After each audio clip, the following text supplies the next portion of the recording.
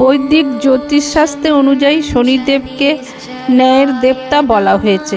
আমরা বড় ঠাকুর বা বাড়ির ঠাকুর বা শনি ঠাকুর বলে থাকি।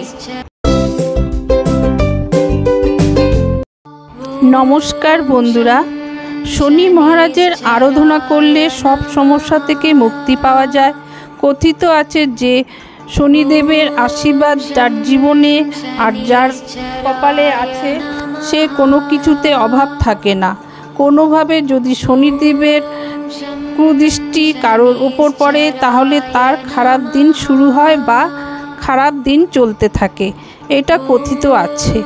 তাই শনিদেবকে আমরা সন্তুষ্ট রাখার জন্য ভাদ্র মাসে যে কোনো শনিবারে বা প্রতিটি শনিবারেই অনেকেই উপবাস করে পূজা করে থাকে।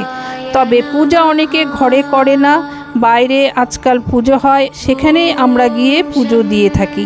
আমিও তাই করেছি। আমার পাড়ার মধ্যে শনিবারে পুজো হয়েছিল, সেখানে গিয়ে আমি উপবাস থেকে আমার হাজবেন্ড দুজন মিলে পুজো দিয়েছি। তারই কিছু অংশ আপনাদের দেখাচ্ছি। সাধারণত শনি পুজো করে থাকি বাধা বিপত্তি দূর করার জন্য, ভয় ভীতি দূর করার জন্য, বিদ্যা লাভের জন্য ও শান্তি প্রতিষ্ঠার জন্য, আর শনির যাতে আমাদের জীবনে না দৃষ্টি লাগে সে তার জন্য। কিন্তু ভগবান কি সত্যিকারই খারাপ দৃষ্টির চোখে আমাদের দেখে? খারাপ কাজকর্মের মধ্যেই আমাদের ভগবান দৃষ্টি দেখে। ভাদ্র মাসে শনিবারে তেল, তিল, ছাতা, লোহা দান করলে ভগবান শনিদেব সন্তুষ্ট হন। এগুলো সব কথিত আছে, আমরা তাই মেনেই চলি। আমিও তাই মেনে চলছি, তাই করেছি।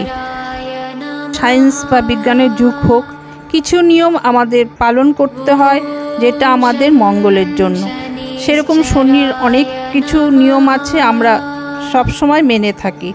তাহলে বন্ধুরা, আজ বিদায় নেবার আগে শনি ভগবানকে প্রার্থনা করছি আপনারা সবাই ভালো থাকুন, সুস্থ থাকুন এবং সৎপথে থাকুন, সৎপথে এগিয়ে চলুন।